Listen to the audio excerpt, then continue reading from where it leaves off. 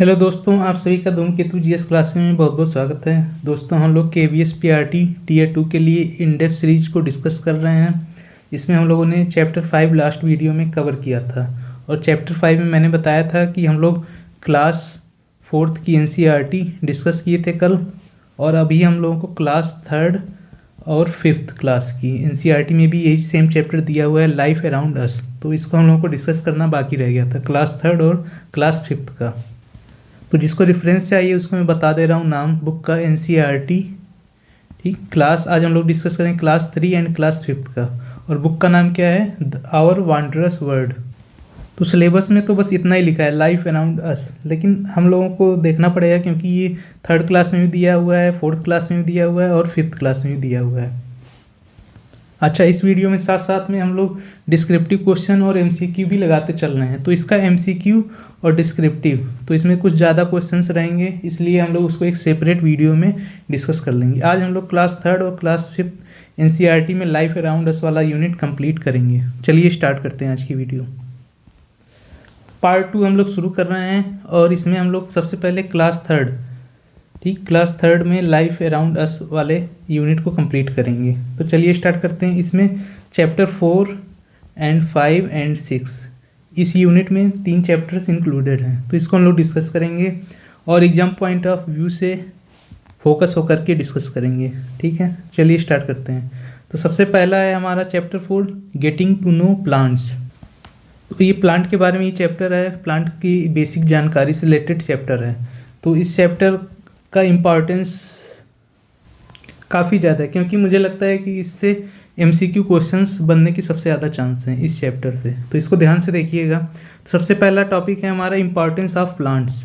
ठीक, प्लांट्स के क्या इम्पॉर्टेंस हैं, यानी प्लांट्स का महत्व क्या है जीवन में। तो plants give us food, oxygen, shade, medicine and raw material. They are essential for the survival of all living beings. तो पौधों से हमें भोजन, ऑक्सीजन, छाया, ठीक, छाया भी मिलती है। गर्मियों में जब कड़ी धूप पड़ती है तो हमें छाया की आवश्यकता होती है क्योंकि वहाँ पे टेम्परेचर कम होता है और हमें अच्छा फील होता है। औषधियाँ प्राप्त होती हैं, कच्चा माल देते हैं। ठीक, सभी जीवों के जीवन के लिए पौधे अत्यंत आवश्यक हैं। तो इस पॉइंट को याद रखिएगा कि सभी लिविंग बींग्स के लिए प्लांट्स काफ़ी ज़्यादा इंपॉर्टेंट होते हैं। और पेड़ पौधों से हम लोग क्या प्राप्त करते हैं ये आप सभी को पता है। आपको घर बनाना है तो आपको लकड़ी चाहिए, टिम्बर्स की आवश्यकता होती है, औषधियाँ चाहिए। तो पेड़ पौधों से जीवन रक्षक दवाएं भी बनाई जाती हैं, इस बात को याद रखिएगा। तो औषधियाँ भी एक महत्वपूर्ण भूमिका निभाती हैं, तो ये भी हमें प्लांट से मिल जाती है।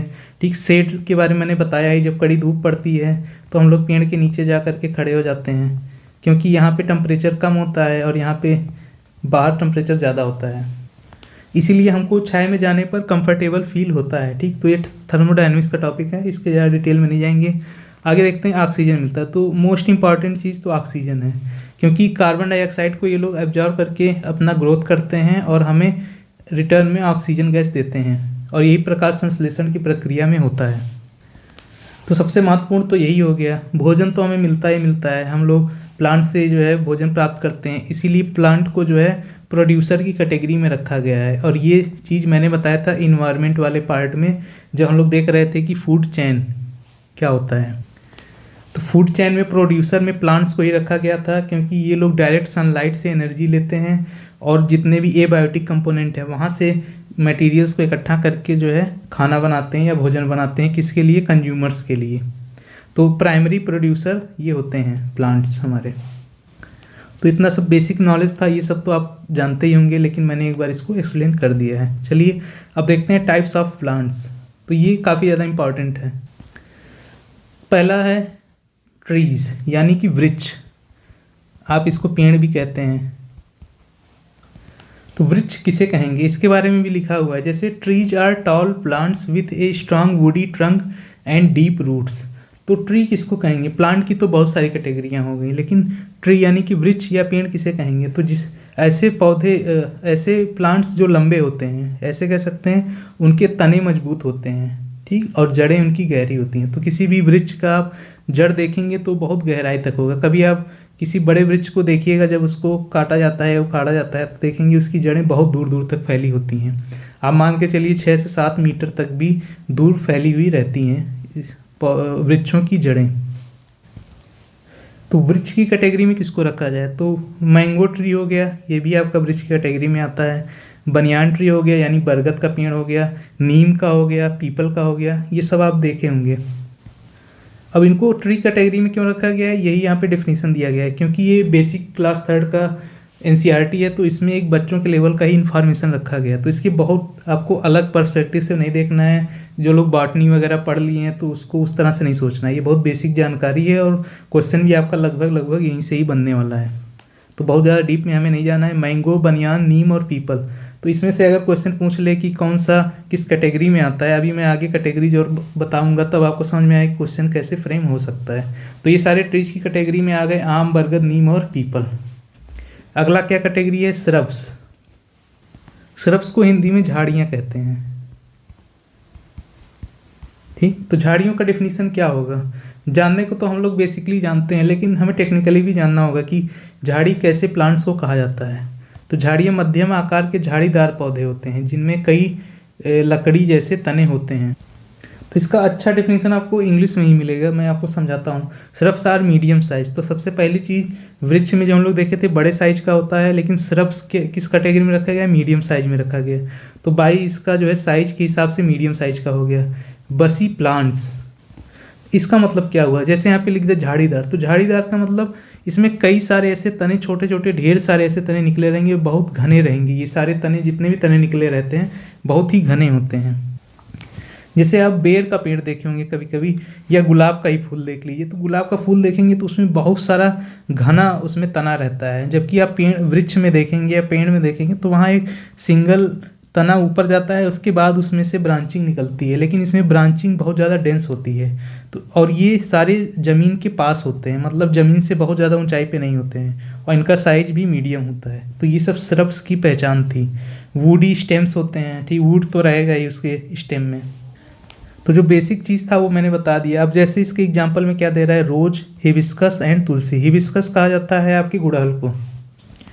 तो आप देखेंगे इनकी साइज बहुत ज़्यादा नहीं होती है, इनके तनों की मोटाई भी बहुत ज़्यादा नहीं होती है इन कंपैरिजन टू ट्रीज।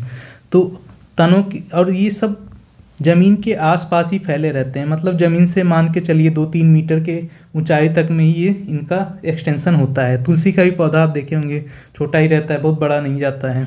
ठीक, तो ये सब श्रब्स की कैटेगरीज में आती हैं। अगला है हर्ब्स एंड ग्रासेस। तो मैं पहले ही बता चुका हूँ कि हमें बॉटनी के पॉइंट ऑफ व्यू से नहीं सोचना है, जो आप क्लास 12th में पढ़े थे। हमें जो है क्लास 3 के एनसीईआरटी के पैटर्न पे ही चलना है। तो नेक्स्ट कैटेगरी है हर्ब्स एंड ग्रासेज। तो ये किस कैटेगरी में है, अब ये साइज हमारी डिक्रीज हो रही है। ट्रीज में हम लोगों ने देखा था कि बिग साइज था, उसके बाद श्रब्स में हम लोगों ने देखा तो मीडियम साइज का हो गया। अब अगर इससे भी छोटा साइज होगा तो ये हर्ब्स और ग्रासेस की कैटेगरी में आएगा। तो एक बात ये समझ लीजिए कि लगभग 2-3 फीट की ऊंचाई तक अगर है ज़मीन से, ये ज़मीन है हमारा, तो ये हमारे घास की कैटेगरी में आएगा या ग्रासेस की कैटेगरी में आएगा। लेकिन कुछ इसके अपवाद भी हैं, आप लंबाई से ही डायरेक्ट चीज़ों को नहीं समझ सकते। मैं अपवाद बताऊंगा, जैसे कि आपका आता है बम्बू, इसको बांस कहा जाता है हिंदी में। बांस का पेड़ एक घास होता है, लेकिन आप उसकी लंबाई देखेंगे तो पेड़ों को भी पीछे छोड़ देता है, लेकिन रखा किस में जाता है, इसको घास की कैटेगरी में ही रखा जाता है। तो जो लोग बॉटनी कभी पढ़ेंगे तो वो जानते होंगे कि बम्बू को जो है ग्रास की कैटेगरी में ही रखा जाता है। तो हमें इस चीज़ से नहीं कंफ्यूज होना है, लेकिन एक जो ओवरऑल डेफिनेशन है, जनरलाइज स्टेटमेंट है, हमें उस पर ध्यान देना है। Herbs are the small plants with soft green stems. ठीक, grasses are also herbs within hollow stems. तो हम लोगों ने जो श्रब देखा था, झाड़ियाँ देखी थी, उसमें वुडी स्टेम था, लेकिन इसमें वुडी स्टेम नहीं है, सॉफ्ट ग्रीन स्टेम है। इसके जो तने होते हैं बहुत सॉफ्ट होते हैं, हरे रंग के होते हैं, कोमल तने होते हैं और हरे रंग के होते हैं। घास भी जड़ी बूटी का एक प्रकार है। तो ग्रास और हर्ब्स को लगभग एक ही कैटेगरी में रखा गया है। अच्छा, इसकी एग्जाम्पल क्या होंगे, जैसे आपने पुदीने का पौधा देखा होगा, या पुदीना नहीं देखा होगा, पौधा नहीं देखा होगा आपने, तो कम से कम धनिया देखा होगा। ठीक, टमाटर हो गया, व्हीट हो गया, राइस हो गया। तो इन सब के अगर तने आप देखेंगे तो बहुत ही सॉफ्ट होते हैं, चाहे वो गेहूं हो गया, चावल हो गया। ठीक, बेसिकली चावल का नहीं होता है, ये धान होता है, धान से ही आपका चावल प्राप्त किया जाता है। तो धान हो गया, गेहूँ हो गया, टोमेटो हो गया, इन सब के स्टेम्स बहुत ही सॉफ्ट होते हैं, इसीलिए इनको हर्ब्स और ग्रासेस कैटेगरी में रखी गई है। और जड़ी बूटियाँ, हर्ब्स को जड़ी बूटियाँ भी कहा जाता है, यानी कि जो मेडिसिनल प्लांट्स होते हैं स्पेशली उसके बारे में कहा गया है। तो यहाँ से आपको चीज़ें समझ में आ गई होंगी। और एक कैटेगरी क्या बनाई गई है, तो अगली कैटेगरी है हमारी क्लाइंबर्स एंड क्रीपर्स। ठीक, चढ़ने वाले पौधे, जैसे आपने देखा होगा कि लताएं होती हैं कुछ पौधों की। अब मैं एग्जांपल दे रहा हूँ, जैसे आप मटर का पौधा देखे होंगे, मटर भी नहीं देखे होंगे तो आप देखे होंगे गांव में होता है एक बंवर। ठीक, बंवर तो बड़े बड़े पेड़ों पे देखेंगे ऐसे जो है, ये मान लीजिए वृक्ष है, तो इस पे ऐसे ज़मीन से ऐसे जाते हुए इसको पूरा जकड़ लेता है और उसकी ग्रोथ को रोक देता है। तो इसको चढ़ने के लिए, बढ़ने के लिए क्लाइंब, एक सपोर्ट की ज़रूरत होती है, इसीलिए इसको क्लाइंबर्स कहा जाता है। और क्रीपर्स मतलब रेंगने वाले पौधे। जैसे आप देखेंगे पुदीना का जो पौधा होता है, जो भी पुदीना अपने घर में लगाया होगा, तो ये ऐसे हॉरिजॉन्टली ज़मीन के ऊपर ऐसे ग्रोथ करता है, तो इसको क्रीपर्स के कैटेगरी में रखा जाता है।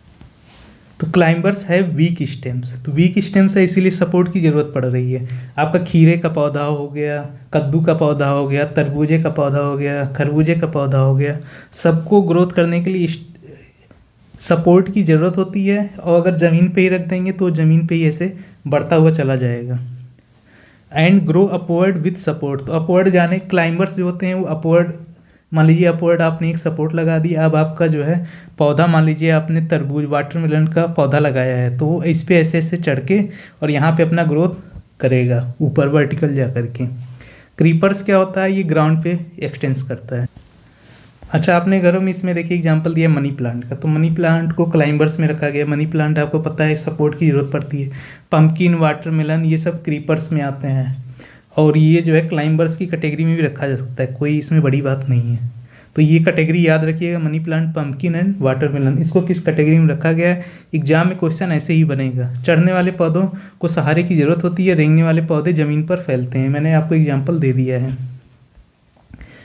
पार्ट्स ऑफ प्लांट्स, तो अब प्लांट के जितने भी पार्ट होते हैं उसको देख लेते हैं, लेकिन इसके बहुत डिटेल में नहीं जाना है। मैं पहले ही बता चुका हूँ कि हमें बॉटनी लेवल पे नहीं जाना है, हमें क्लास 3 एनसीईआरटी लेवल पे ही रहना है, क्योंकि पढ़ने के लिए भी बहुत सी चीज़ें हैं।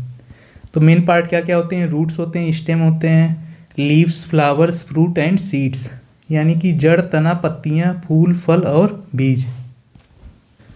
तो यहाँ से आपका क्वेश्चन हो सकता है डिस्क्रिप्टिव में भी बन जाए कि describe the important parts of the plants, तो कोई बड़ी बात नहीं है, इससे भी क्वेश्चन बन सकता है। अब हर पार्ट का अलग अलग वर्क भी होगा, जाहिर सी बात है। तो हम लोग देख लेते हैं बेसिक लेवल पे क्या क्या इसके फंक्शन दिए गए हैं। तो पहला है जड़ यानी रूट, पौधे को पकड़ती है और पानी को सोखती है।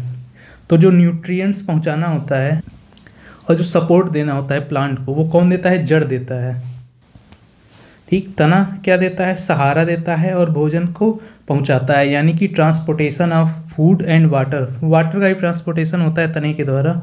एंड सपोर्ट्स प्लांट, तो प्लांट की ग्रोथ में मेन स्टेम का रोल होता है और इससे ट्रांसपोर्टेशन भी होता है फूड एंड वाटर का। लीव्स का क्या काम है, तो जो भी फोटोसिंथेसिस होती है, प्रकाश संश्लेषण होता है, वो लीव्स में होता है, आप सभी को पता है। पत्तियों का रंग हरा क्यों होता है, क्योंकि उसमें क्लोरोफिल पाया जाता है। क्लोरोफिल क्या करता है कि सनलाइट को एब्जॉर्ब करके उससे फूड बनाता है, वहाँ से CO2 एब्जॉर्ब होती है और वायुमंडल में हमारे ऑक्सीजन छोड़ी जाती है और खाने के रूप में क्या बनाते हैं, ग्लूकोज बनाते हैं। तो ये सब चीज़ें हम लोग डिटेल में नहीं जाएंगे, मैंने आपको समझा दिया है कि लीव्स का काम होता है फूड को प्रिपेयर करना, किससे, फोटोसिंथेसिस प्रोसेस के थ्रू।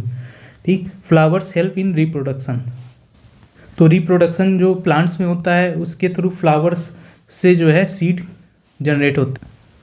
ठीक, तो रिप्रोडक्शन के लिए फ्लावर्स तैयार होते हैं और fruits and seeds form new plants, तो यहाँ से जो है नए प्लांट बनते हैं। तो फूल प्रजनन में सहायक होते हैं और उसके बाद क्या होता है, फल बनता है, फल के अंदर बीज होते हैं, तो इससे नए पौधे बनते हैं। तो ये सारे पार्ट्स का बेसिक फंक्शन हो गया, हमें बस इतना ही जानना था, बाकी पॉइंट्स मैंने डिस्क्राइब कर दिया है।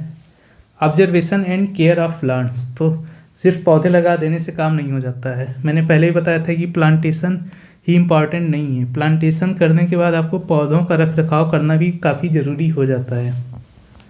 तो एज ए टीचर अगर आप इस चैप्टर को पढ़ा रहे हैं तो आपका मेन फोकस होना चाहिए कि बच्चों को इस बात को भी समझाना, क्योंकि बच्चे ये बात नहीं समझ पाएंगे। उन्हें एक लाइन किताब में लिखा है कि हाँ प्लांटेशन तो हो गया प्लांटेशन, लेकिन उसको समझाना एक टीचर का फंक्शन होता है कि बच्चों को पौधों का अवलोकन करने दें, पत्तियों की पहचान करने का अवसर दें और पौधों की देखभाल करने के लिए उनको प्रेरित किया जाए कि उनको जब देखभाल की जाएगी तो कैसे उसमें ग्रोथ हो रहा है। तो बच्चे जब इन चीज़ों को ऑब्जर्व करेंगे तभी वो समझ पाएंगे कि केयर ऑफ द प्लांट्स क्यों ज़रूरी है।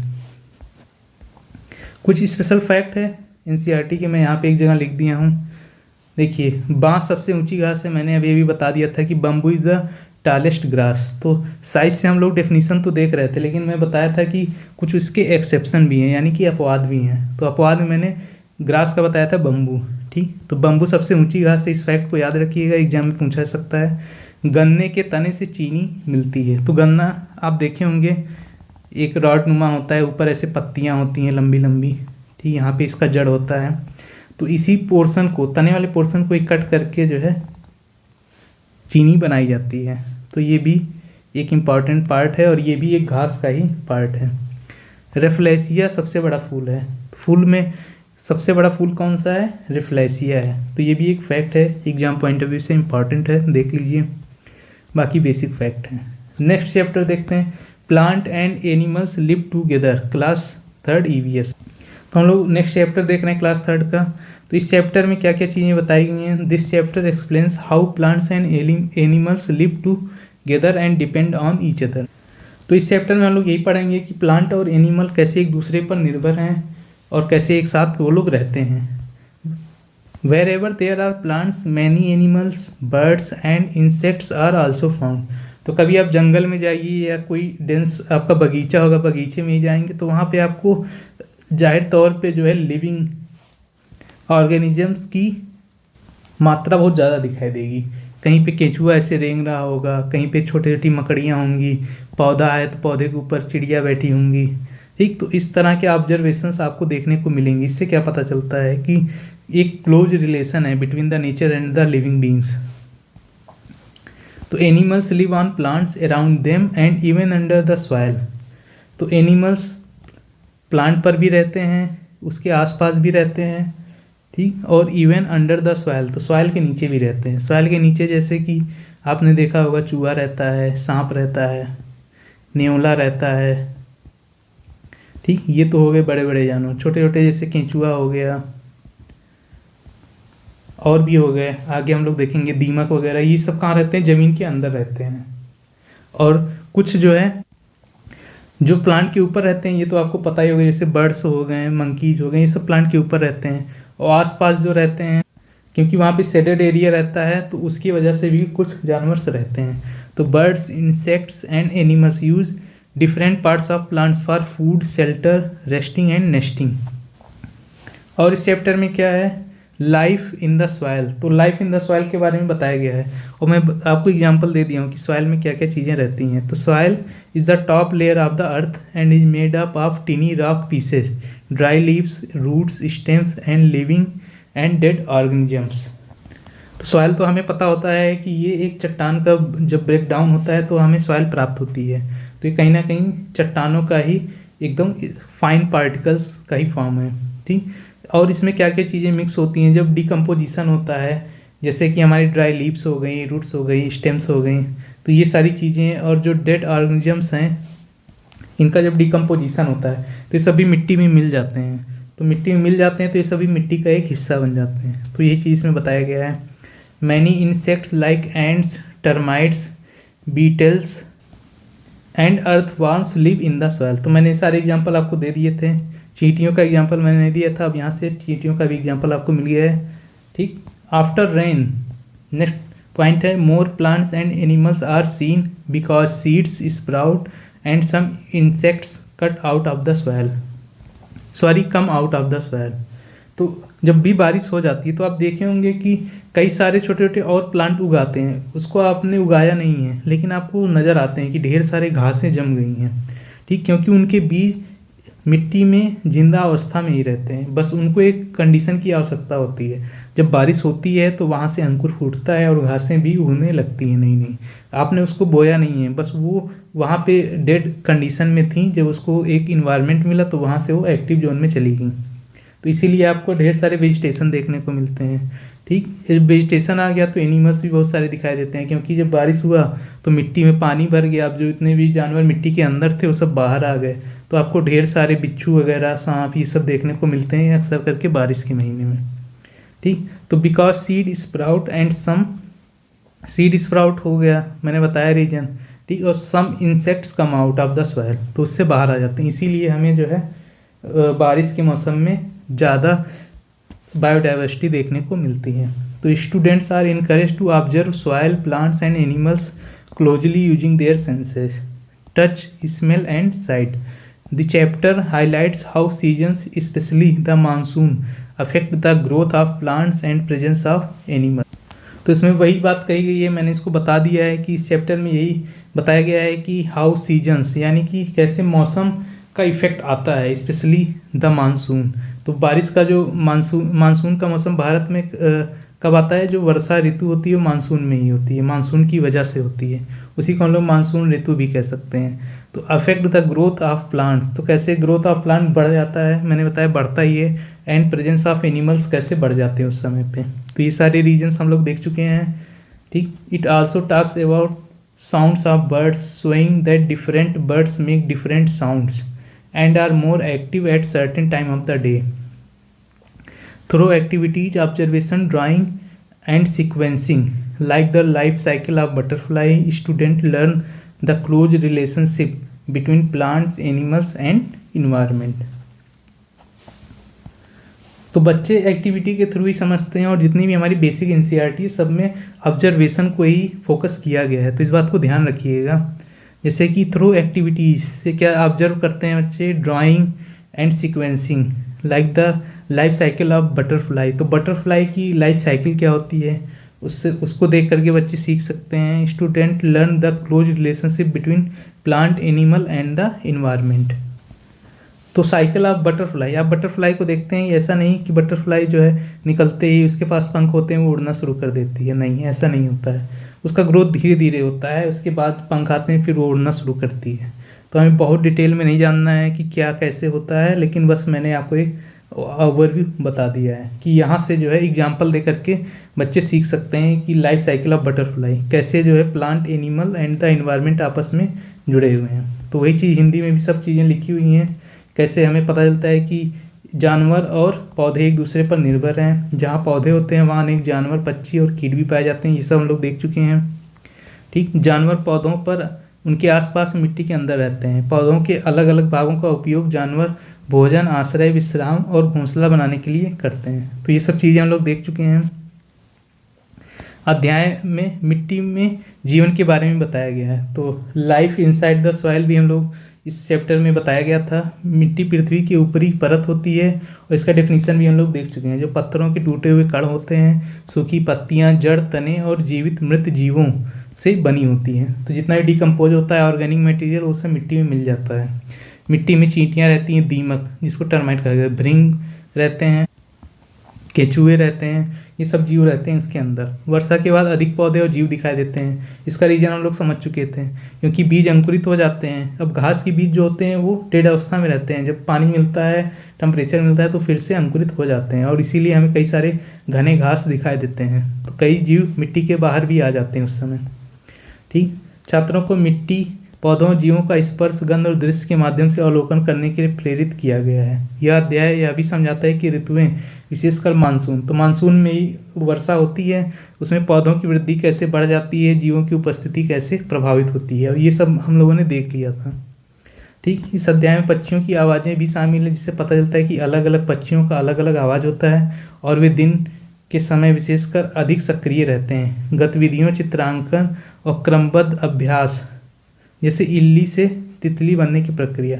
तो जो ककून से निकलती है हमारी तितली, उसका क्या लाइफ साइकिल है, उसी एग्जाम्पल से बच्चों को अच्छे से समझाया सकता है कि पौधों, जानवरों और पर्यावरण के बीच गहरे संबंध कैसे होते हैं। इस चीज़ को आप अपने आंसर में कोट करेंगे तो इससे लगेगा कि हाँ, आप एनसीईआरटी अच्छे से पढ़ करके आंसर राइट किए हैं।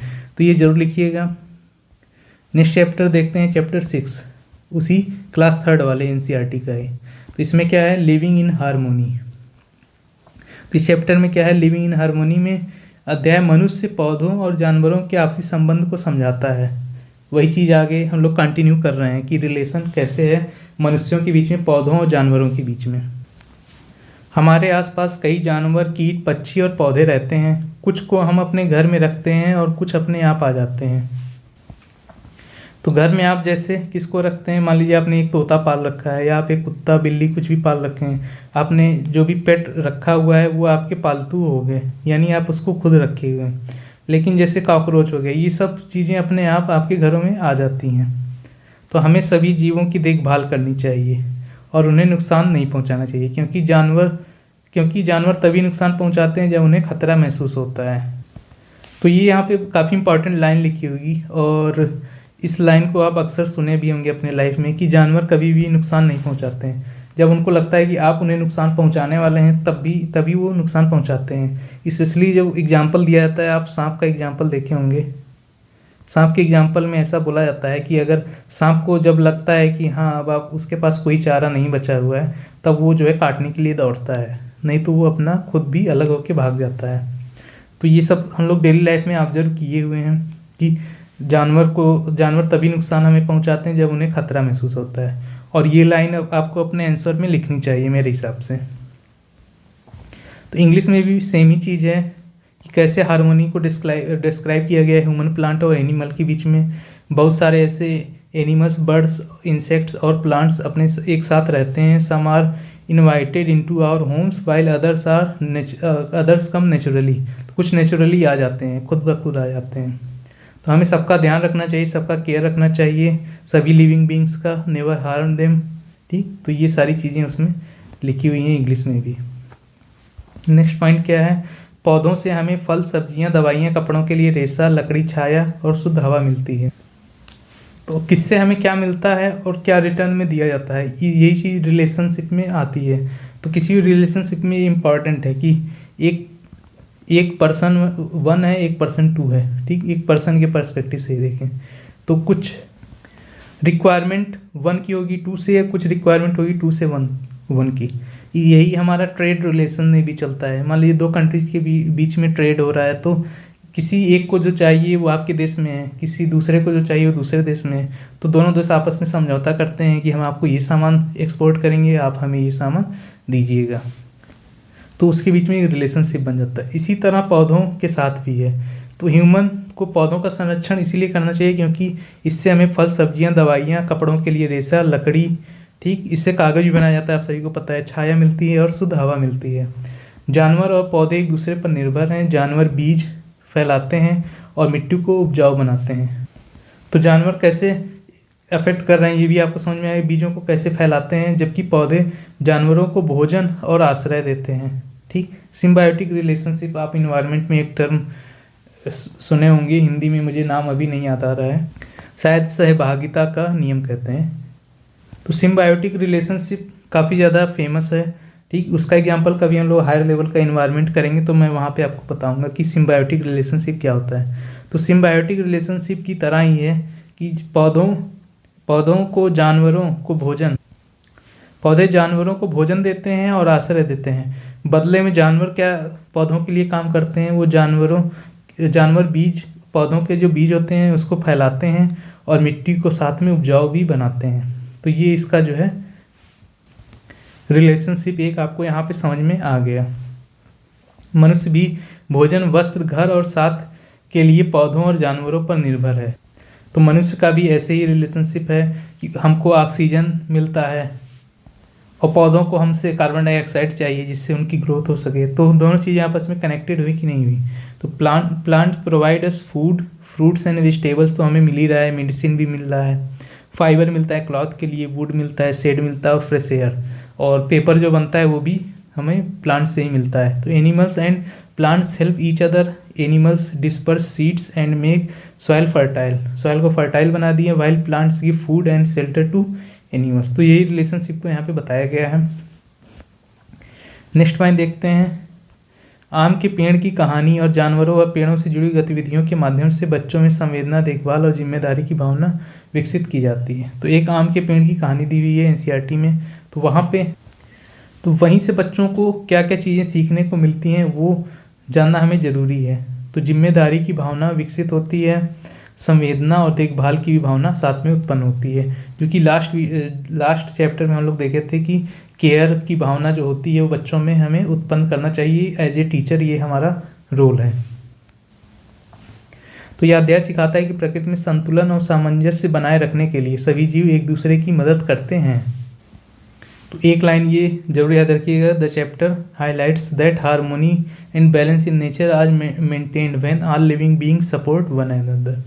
तो यहाँ से बस इतना कोटेशन याद रखिए कि हार्मोनी और बैलेंस जो होता है नेचर में वो कैसे मेंटेन रहता है, जब सभी जीव एक दूसरे की परस्पर मदद करते हैं।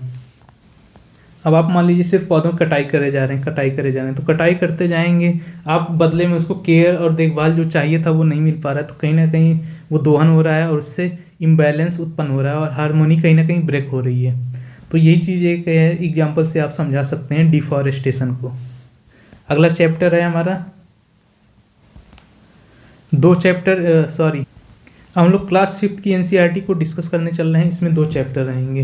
मैंने बताया था कल वाले जो वीडियो थी उसमें हम लोग 4th क्लास की डिस्कस किए थे, 3rd वाला अभी जस्ट ख़त्म किए हम लोग 3 चैप्टर्स और 2 चैप्टर 5th वाले में, तो इसको भी हम लोग जल्दी से ख़त्म कर लेंगे।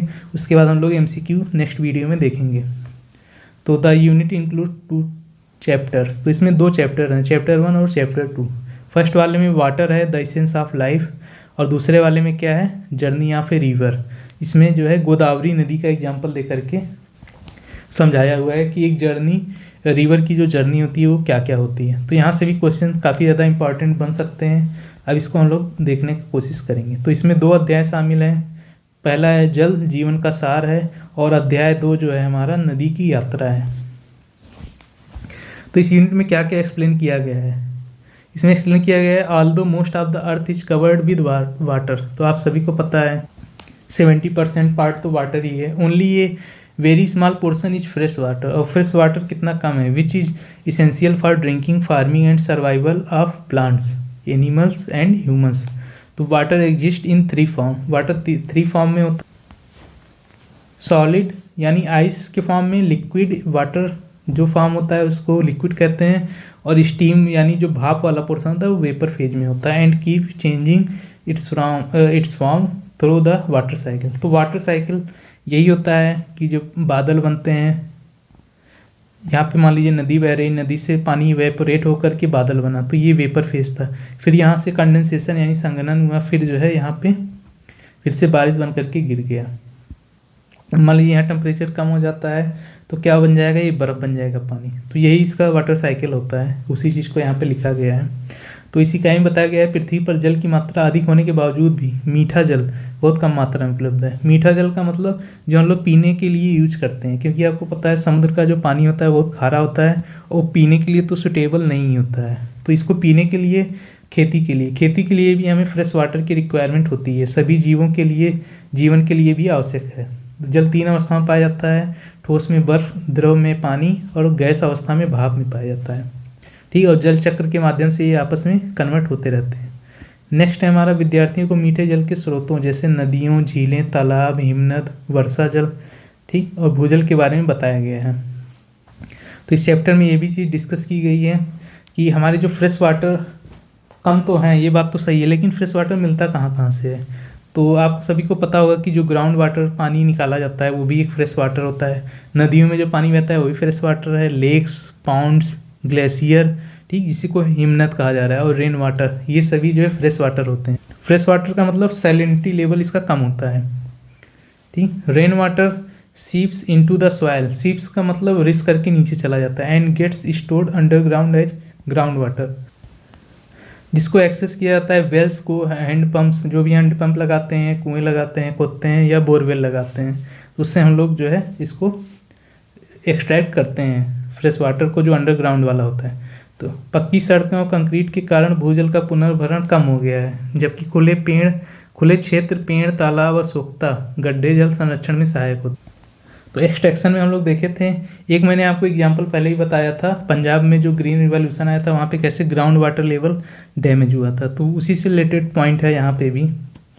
अच्छा, the unit also explains how concrete surfaces reduce ground water recharge while open land, trees, ponds and soak pits help conserve water. तो वाटर कंजर्वेशन के लिए मैंने हिंदी में बता दिया है कि क्या क्या तरीके होते हैं। ये अलग से एग्जाम में आ सकता है, जैसे कि खुले क्षेत्र हों, पेड़ पौधे हों, ये भी कहीं ना कहीं जो है ग्राउंड वाटर रिचार्ज करने में हेल्प करते हैं। सोख्ता गड्ढे, ये सब जल संरक्षण के उपाय हो गए। ठीक, अध्याय में ये भी बताया गया है कि नदियाँ पर्वतों से निकलती हैं, भूमि के आकार के अनुसार बहती हैं और अंत में समुद्र में जाके मिल जाती हैं। तो आप सभी को पता है कि इसमें हम लोग बहुत डिटेल में नहीं जाएंगे, नदियों के टाइप क्या होते हैं और ये सब, क्योंकि ये सब ज्योग्राफी का पोर्शन हो जाता है। और कभी हम लोग ज्योग्राफी जब डिटेल में पढ़ेंगे तो हमें बताऊंगा कि कितने कितने तरह की नदियाँ होती हैं, कौन कौन से लैंडफॉर्म स्पेशली बनते हैं इससे। तो भारत की अधिकांश नदियाँ बंगाल की खाड़ी और अरब सागर में गिरती हैं। तो गिरेंगी कहाँ, दो ही ऑप्शन है। एक तो है हमारा वेस्ट साइड में, यहाँ पे है अरब सागर, ठीक, और इधर राइट साइड में है बंगाल की खाड़ी, और ये दोनों इंडियन ओशियन, हिंद महासागर का ही पार्ट है। तो एक छोटा पोर्शन जो ओशियन का होता है उसी को सी कहते हैं। तो इधर है अरेबियन सी और इधर साइड में है हमारा बे ऑफ बंगाल, ठीक, पूर्वी साइड में। तो या तो इधर जाके गिरेंगी या तो इधर जाके गिरेंगी, ठीक। ऊपर इधर साइड में, नॉर्थ साइड में आपको पता है कि यहाँ पे जो है हिमालय है, तो यहाँ से नदियाँ चलेंगी या तो इस साइड जाएंगी, ठीक। तो यहाँ पे बीच में एक डिवाइड भी है, तो उसके बारे में हम लोग ज़्यादा नहीं जानने की कोशिश करेंगे, क्योंकि उसमें जाएंगे तो वीडियो काफ़ी लंबी हो जाएगी। तो यहाँ पे वेस्टर्न घाट, यहाँ ईस्टर्न घाट, ठीक। तो यहाँ से नदी निकल रही है, ये भी इधर आ रही है, या इधर से यहीं पे आ जा रही है अरब सागर की साइड में। तो ये भी क्वेश्चन एग्जाम में बनता था कि कौन सी नदियाँ पूरब बहती हैं, पश्चिम बहती हैं, ठीक। तो ये मैंने आपको मैप में समझा दिया है, ठीक। तो दो ही डायरेक्शन में जाके गिरेंगी। अगला क्या है, rivers play crucial role in shaping land forms and supporting ecosystem. तो रिवर का काफ़ी ज़्यादा इंपॉर्टेंट रोल होता है, ठीक। अनुकूल क्षमता, तो इंडियन रिवर या तो फ्लो करेंगी either towards the bay of Bengal और द अरेबियन सी। तो इकाई में जल में रहने वाले पौधों, जीवों तथा उनकी विशेष अनुकूलन क्षमताओं जैसे पंख, जालदार पैर, ठीक, तैरती पत्तियां और जलरोधी शरीर का वर्णन किया गया है। हम लोग जो कल वाला चैप्टर किए थे उसमें भी लास्ट वीडियो मैंने बताया था कि कैसे जो है मेढक और मछलियाँ कैसे पानी में चल लेते हैं, तैर लेते हैं, उसके बारे में बताया गया था। जल स्रोत, खाद्य श्रृंखला, जैव विविधता और मानव संस्कृति को ये लोग सहारा देते हैं, ठीक। तो यहाँ से आपको सारी चीज़ें समझ में आ गई हैं। The unit also focus on life in water, describing aquatic plants and animal and their special adaptation. तो उन्होंने वो कैरेक्टरिस्टिक्स एडाप्ट कर ली है जो उनको पानी में रहने के लिए अनुकूल बनाती है, जैसे कि फिन्स हो गया, फ्लोटिंग लीव्स हो गए, वेब्ड फीट हो गए, ठीक, एंड वाटर प्रूफ बॉडीज हो गए। जैसे मछलियाँ सांस लेने के लिए गलफड़ हो यानी गिल्स का यूज करती हैं, तो ये सब एडाप्टेशन है उनका। Reverse and water body support food chain, biodiversity and human culture, ठीक। ये सब हम लोग देख चुके हैं ऊपर हिंदी वाले वर्जन में। Overall the unit emphasise that water is a limited and shared resources and must be use wisely. Conservation of water is essential for sustaining life on earth. तो जैसे हम लोगों ने देखा कि प्लांट्स का कंजर्वेशन जरूरी है लाइफ को सस्टेन करने के लिए, उसी तरह से वाटर का भी कंजर्वेशन बहुत ज़रूरी है लाइफ को सस्टेन रखने के लिए। कहाँ पे, अर्थ पे, पृथ्वी पे लाइफ को सस्टेन रखने के लिए पानी की बहुत ज़्यादा इंपॉर्टेंस है। इसलिए जल को जीवन बोला गया है, जल ही जीवन है, इसका हमें वाइजली यूज करना चाहिए। तो ये कोटेशन आप लिख सकते हैं, जल एक सीमित और साझा संसाधन है जिसका समझदारी से उपयोग और संरक्षण अत्यंत आवश्यक है। तो इस तरह का कोटेशन आप जो है अपने आंसर राइटिंग में लिख सकते हैं। नेक्स्ट चैप्टर है चैप्टर 2, उसी 5th क्लास का ही, जर्नी ऑफ ए रिवर। इसमें जो है गोदावरी नदी का एग्जाम्पल लिया गया है, तो हम लोग उसी के बारे में ही डिस्कस करेंगे, सारी नदियों को डिस्कस नहीं करेंगे। The chapter journey of a river describes the life journey and importance of river through the example of the Godavari नदी, ठीक। तो इस अध्याय में हम लोग नदी के जीवन, उसकी यात्रा, उसके महत्व को गोदावरी नदी के उदाहरण से समझेंगे, ठीक। गोदावरी नदी की उत्पत्ति महाराष्ट्र के त्र्यंबकेश्वर से होती है, और त्र्यंबकेश्वर कहाँ पे है, पश्चिमी घाट यानी वेस्टर्न घाट का ही एक पार्ट है। तो यहाँ से एक क्वेश्चन आपका समझ लीजिए बन सकता है कि गोदावरी नदी का उद्गम कहाँ से होता है, त्र्यंबकेश्वर वेस्टर्न घाट से होता है, ठीक। तो ये मान लीजिए इंडिया का मैप है, पेनिनसुलर इंडिया हो गया, और यहाँ पे जो है वेस्टर्न घाट है, वेस्टर्न घाट से निकली और इधर आकर के बे ऑफ बंगाल में अपना जल विसर्जित करती है गोदावरी नदी। तो ये एक तरह से पूरब की तरफ बहने वाली नदी है, ठीक। तो इतना फैक्ट याद रखिएगा। निकलती कहाँ से, ओरिजिन आपके GK GS के लिए भी इंपॉर्टेंट है, त्र्यंबकेश्वर महाराष्ट्र से निकलती है। ठीक, ये चीज़ हम लोग इंग्लिश में भी देख लिए हैं कि जर्नी इसकी स्टार्ट होती है वेस्टर्न घाट से, त्र्यंबकेश्वर इन महाराष्ट्र से। At first it is a small stream but as rain water and many small rivers called tributaries join its river become wider and stronger. तो सबसे पहले एक छोटी धारा के रूप में ही इस नदी का उद्गम होता है, यही चीज़ लिखी गई है। और मैक्सिमम नदियों का उद्गम ऐसे ही होता है, एक छोटी धारा से होता है। लेकिन वर्षा जल अन्य छोटी नदियाँ जब इसमें मिल जाती हैं, तो जो भी छोटी नदियाँ आकर मिलती हैं एक बड़ी नदी में, उसको ट्रिब्यूटरीज कहा जाता है या फिर सहायक नदियाँ हिंदी में कहा जाता है। ये सब तो आप जानते ही होंगे।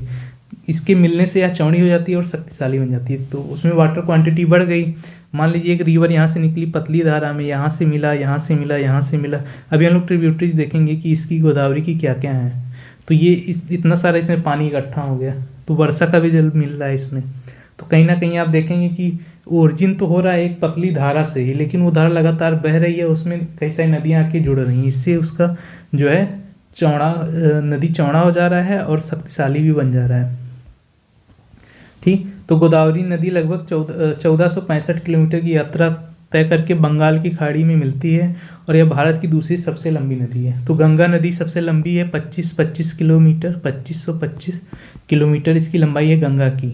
उसके बाद सेकेंड लॉन्गेस्ट रिवर इंडिया में गोदावरी नदी है और ये पेनिनसुलर इंडिया यानी प्रायद्वीपीय भारत की सबसे लंबी नदी है, ये भी याद रखिएगा।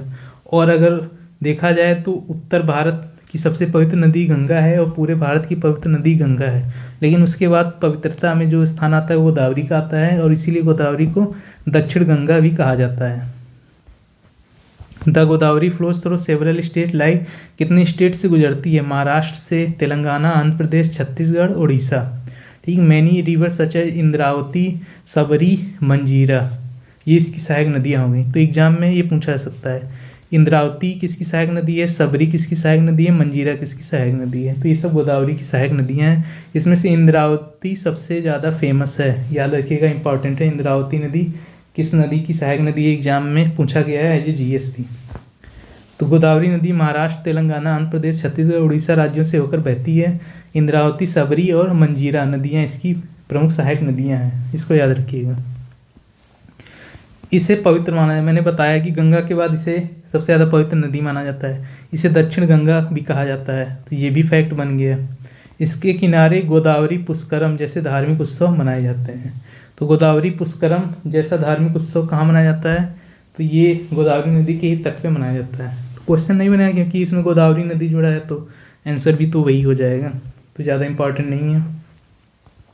दूसरा इसका फैक्ट क्या है गोदावरी का, यह एक सदैव बहने वाली नदी है यानी पेरेनियल रिवर है।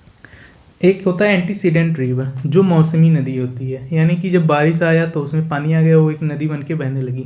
आसपास अब बहुत सारे नाले भी देखे होंगे जो वैसे तो गायब रहते हैं, लेकिन जब बारिश का मौसम आता है तो अपना एक विकराल रूप धारण कर लेते हैं, ऐसा लगता है कि कितनी बड़ी नदी है।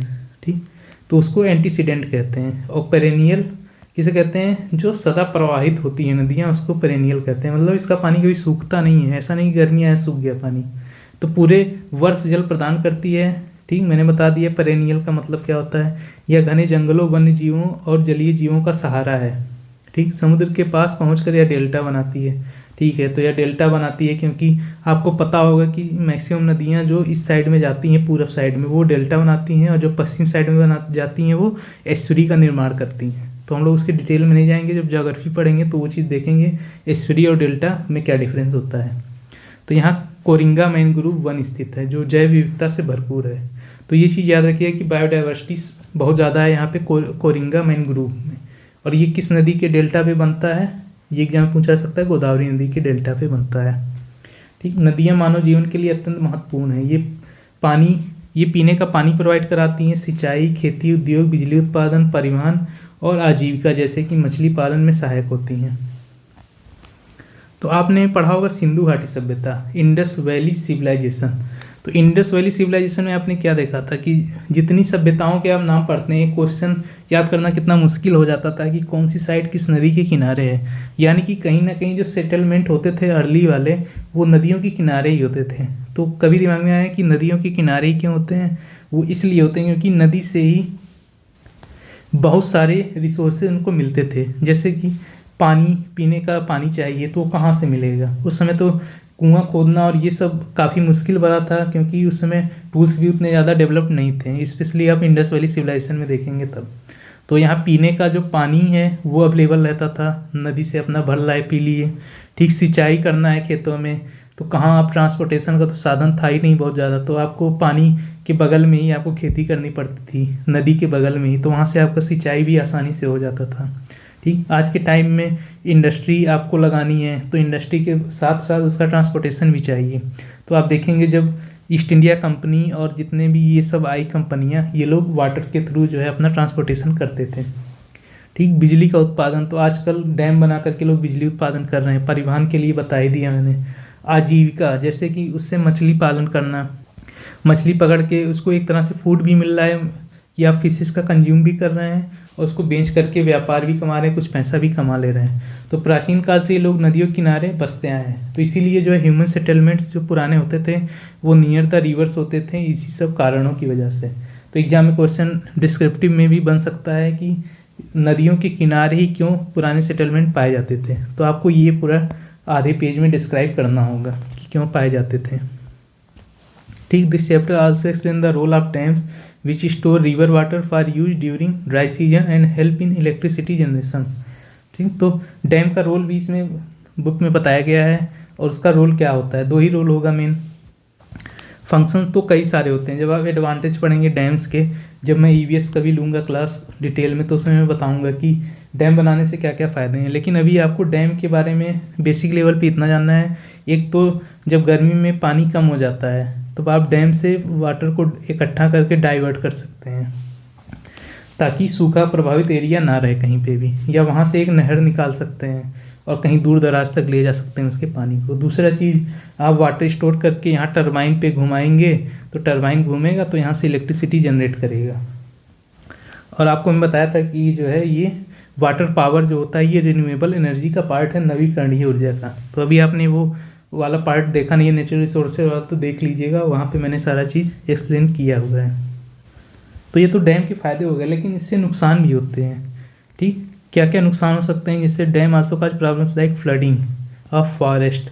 तो यहाँ पे आप स्टोर तो कर रहे हैं, लेकिन जो आसपास के फॉरेस्ट हैं वहाँ पे तो पानी का लेवल बढ़ता जा रहा है, तो उससे वहाँ का इकोसिस्टम कहीं ना कहीं थोड़ा बहुत प्रभावित हो रहा है। और वहाँ पे जो लोग रहते थे, ठीक, डिस्प्लेसमेंट ऑफ ट्राइब्स या पीपुल्स आप कह सकते हैं, तो ह्यूमन सेटलमेंट को भी हटाना पड़ता है डैम बनाने के लिए। ठीक, कई सारे प्रोटेस्ट भी आप देखे होंगे इस डैम को लेकर के। ठीक, and harm to wild life, तो वाइल्ड लाइफ तो हार्म होगी ही होगी। जब ह्यूमन सेटलमेंट प्रभावित हो जा रहा है तो समझ जाओ तो वाइल्ड लाइफ का तो कोई फिक्र ही नहीं है। ठीक, तो इस चीज़ को आप रिलेट कर सकते हैं।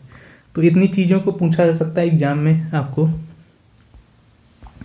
अगला एक इम्पॉर्टेंट टॉपिक है रिवर पॉल्यूशन से रिलेटेड। तो आज नदी प्रदूषण एक बड़ी समस्या बन गई है, इसलिए आप गंगा नदी के बारे में वीडियोस देखते होंगे, और यमुना नदी जो हमारी दिल्ली की है वहाँ पे भी आप देखते होंगे कि ये काफ़ी हार्ड टॉपिक बना रहता है। क्यों? क्योंकि पॉल्यूशन इस समय रिवर में बढ़ता हुआ जा रहा है, और उसका रीजन्स क्या है? प्लास्टिक, कचरा, रसायन, गंदा पानी नदियों को दूषित करता जा रहा है, जिससे मनुष्य और जीव जंतु बीमार पड़ते जा रहे हैं। ठीक, खेतों में प्रयुक्त उर्वरक नदियों में जाकर अत्यधिक पौधों की वृद्धि कर देते हैं, जिससे पानी के ऊपर हरी चादर बन जाती है और इससे जलीय जीव मर जाते हैं। एक इन्वायरमेंट में टर्म आता है यूट्रोफिकेशन कहते हैं, अब हिंदी में मुझे अभी याद नहीं आ रहा, यूट्रोफिकेशन इंग्लिश में कहते हैं। यूट्रोफिकेशन ही ये लिखा गया है, लास्ट लाइन जो है ये यूट्रोफिकेशन है। यूट्रोफिकेशन में क्या होता है? खेतों में जो भी आप खेतों में उर्वरक डाले, पता चला बारिश आया, सिंचाई की, वो बह करके कहीं चला गया और बहते बहते नदी में जा कर के इकट्ठा हो गया, तो वहाँ इकट्ठा हो गया, वहाँ पे जो उर्वरक पड़ेगा तो वहाँ पे भी ग्रोथ होगा पेड़ पौधों का। जब पेड़ पौधों का ग्रोथ होगा तो ऊपर एक हरी चादर बन जाएगी। अब क्या होगा? ऊपर हरी चादर बन गई तो जो भी सूर्य का प्रकाश आ रहा है वो अंदर तक नहीं जा रहा है, वाटर बॉडी के अंदर तक नहीं जा रहा है, ऊपर ही ये लोग एब्जॉर्ब कर ले रहे हैं। तो यानी नीचे धीरे धीरे जो है ऑक्सीजन की भी कमी होती जा रही है, क्योंकि ये लोग ऑक्सीजन भी ले रहे हैं। अब यहाँ पे जो भी जीव जंतु, मछलियाँ हैं या जो भी जीव जंतु हैं, स्नेल्स वगैरह, ये सब यहाँ से धीरे धीरे मरते हुए जाएंगे, और इनके धीरे धीरे डेड जब होते जाएंगे तो ये पूरा इकोसिस्टम हमारा कोलैप्स कर जाएगा। यही होता है यूट्रोफिकेशन। तो ये चीज़ आपको यहाँ समझ में आ गई होगी। अच्छा, इस चैप्टर में और भी चीज़ें जैसे फ्लड्स हैं, देयर काज है, इफेक्ट है, फ्लड सेफ्टी टिप्स के बारे में बच्चों को अवेयर कराया गया है। ठीक, फ्लड से क्या होता है, डैमेज हो जाते हैं हाउस, क्रॉप्स भी हमारे डैमेज हो जाते हैं, रोड टूट जाते हैं, इलेक्ट्रिसिटी सप्लाई ठप पड़ जाती है एंड कई सारी बीमारियां फैल जाती हैं। Trees help prevent floods by allowing water to soak into the soil. तो अभी अभी हम लोगों ने देखा था कि कैसे एक दूसरे पर निर्भर हैं, और जो पानी का जो रिचार्ज हो रहा है प्लांटेशन से क्यों हो रहा है, क्योंकि ये हेल्प करते हैं सोक करने में वाटर को इन द सॉइल में। तो मिट्टी में पानी को खींचने के लिए पेड़ पौधों की आवश्यकता होती है। ये लोग, इनकी जड़ें आपको पता है कि बहुत गहराई तक जाती हैं, और गहराई तक जाती हैं तो पानी को जो है एक रास्ते के थ्रू पाथ प्रोवाइड कराती हैं और वो नीचे चला जाता है। तो इससे ग्राउंड वाटर भी रिचार्ज हो जा रहा है, और अगर पानी एक्सेस में आ रहा है तो बाढ़ की समस्या भी आपकी सॉल्व हो जा रही है। तो अध्याय में बाढ़ के कारण, प्रभाव और बचाव के उपाय बताए गए हैं। बाढ़ से घर, फसल, सड़कें, बिजली और लोगों का जीवन प्रभावित होता है। पेड़ बाढ़ को रोकने में मदद करते हैं क्योंकि वे पानी को मिट्टी में समाने देते हैं, तो उसको सोख करने में मदद करते हैं। ये चीज़ मैं बता चुका हूँ। अंत में अध्याय जल संरक्षण पर जोर दिया जाता है, पानी को बचाना, कचरा कम फैलाना और कचरे को स्पेशली नदियों में मत फेंकना। ठीक, पेड़ लगाना, नदियों को साफ रखना हम सभी की जिम्मेदारी है। ठीक, तो संदेश स्पष्ट है, पानी की हर बूंद अनमोल है और नदियों की रक्षा करना आवश्यक है। तो ये पॉइंट आप कोट कर सकते हैं एग्जाम में। तो आई होप हम लोग को बेसिक में ही पढ़ना था, आई होप आपको समझ में आ गया होगा चीज़ें। मैं कोशिश किया हूँ कि हाई लेवल पे कुछ चीज़ें जा करके आउट ऑफ द बॉक्स समझाने की कोशिश किया हूँ ताकि आपको कॉन्सेप्ट क्लियर हो जाए। बाकी इसमें बेसिक ही था। अब अगले वीडियो में हम लोग इससे जुड़े हुए जितने भी क्वेश्चन बनते हैं, चाहे वो MCQ हों चाहे डिस्क्रिप्टिव हों, सब हम लोग कर लेंगे एक ही वीडियो में। तो वीडियो कैसी लगी कमेंट बॉक्स में ज़रूर बताइएगा, और वीडियो अच्छी लगी हो तो चैनल को सब्सक्राइब करिएगा और दोस्तों के साथ शेयर जरूर करिएगा। Thank you for watching. Thank you.